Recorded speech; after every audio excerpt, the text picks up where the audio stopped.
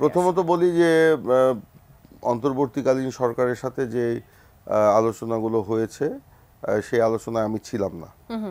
দ্বিতীয়ত হচ্ছে জানেন তো আমি মানে কোন যতদূর বিষয়গুলো আপনাদের পক্ষ থেকে বলা হয়েছে শুনেছি কিংবা পত্র পত্রিকার মাধ্যমে যেটা জেনেছি, সেখানে এই ধরনের সার্বিক কোনো প্রস্তাব নিয়ে আলোচনা হয়েছে বলে আমার জানা নেই। এবার হতে যাচ্ছে, তখন হয়তো কিছু বিষয় ভিত্তিক বিষয় ছিল। এইবার কি নিয়ে আলোচনা হবে সেটাও জানি না। এটা কোনো এজেন্ডা দেওয়া হয়েছে বলে আমাদের বলেছে যে কমিশন নিয়ে আলোচনা করবে ইত্যাদি ইত্যাদি। আজকে শুধু কমিশন নিয়ে আলোচনা হবে। তো কমিশন নিয়ে আলোচনা এই যে আপনার পার্ট পার্ট করে যে আলোচনাগুলো না করে এইটা যদি সমন্বিতভাবে একটা আলোচনা হোক, এবং সেই আলোচনার মধ্য দিয়ে রাজনৈতিক দলগুলো বুঝতে পারবে যে আসলে সরকার কি করতে চাচ্ছে। আর সবচেয়ে বড় জিনিস হচ্ছে একটা রোড ম্যাপ। আপনার সংস্কার এবং নির্বাচনের একটা রোড ম্যাপ অবশ্যই প্রয়োজন। এই রোড ম্যাপটা যদি না থাকে তাহলে অস্থিরতা বাড়বে, সমন্বয়হীনতা বাড়বে এবং বিভ্রান্তিও বাড়বে।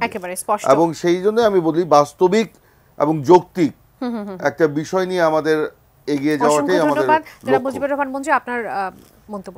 আমি বলি যে প্রধানত 4টা কাজ এখানে, তো মানে মোটা দাগে 4টা কাজ হচ্ছে গুরুত্বপূর্ণ। প্রথম কাজ হচ্ছে যে আইন শৃঙ্খলা পরিস্থিতি স্বাভাবিক আনা, সরকারের একটা নিয়ন্ত্রণ প্রতিষ্ঠা করা। দ্বিতীয় কাজ হচ্ছে সংস্কার কি কি বিষয়ে হবে সেটা রাজনৈতিক দলগুলোর সাথে কথা বলে এটা তো ফিক্স করা কোনো ব্যাপার না, এটা 2 দিনের ব্যাপার।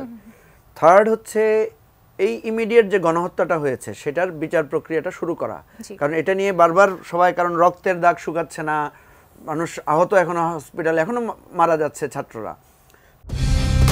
কালার এক্সপার্ট, জর্জ স্যাপ এবং মাইল্ড অন হ্যান্ডস টেকনোলজি সমৃদ্ধ অরিক্স ক্রিস্টাল ওয়াশ আপনার লন্ড্রি এক্সপার্ট।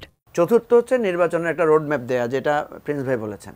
তাহলে এই 4টা কাজ তো রাজনৈতিক দলগুলোর সাথে একটা টানা বৈঠক করে এটা ফিক্স করে ফেলা যায়।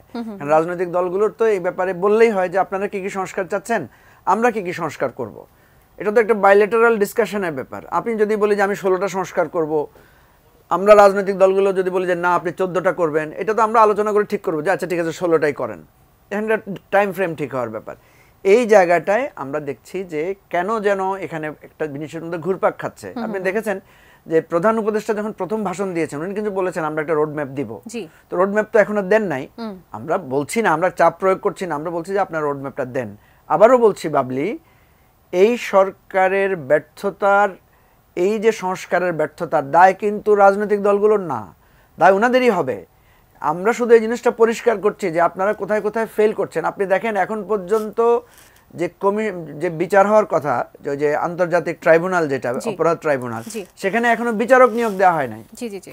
অর্থাৎ এই অসঙ্গতিগুলো নিয়ে আপনারা এখন কথা বলতে চাচ্ছেন এবং আপনারা বিশ্বাস করছেন যে রাজনৈতিক দলগুলোর কাছ থেকে পরামর্শ নেওয়া উচিত, সেজন্য ধারাবাহিক কিছু সংলাপ হতে পারে। রাজনৈতিক দলগুলো আমরা স্পষ্ট করে বলেছি, আপনার আলী ইমাম মজুমদার সাহেব যাকে নিয়োগ দেওয়া হয়েছে প্রধান উপদেষ্টার কার্যালয়ে, ওনার কারণে ওখানে ক্ষতি হচ্ছে, কাজের বারবার নানা ধরনের গ্যাপ তৈরি হচ্ছে, ওনাকে এখনো প্রত্যাহার করা হচ্ছে না। রাজনৈতিক দলগুলো সবাই এই অভিযোগটা দিয়েছে। অসংখ্য ধন্যবাদ আপনাদের দুজনকে।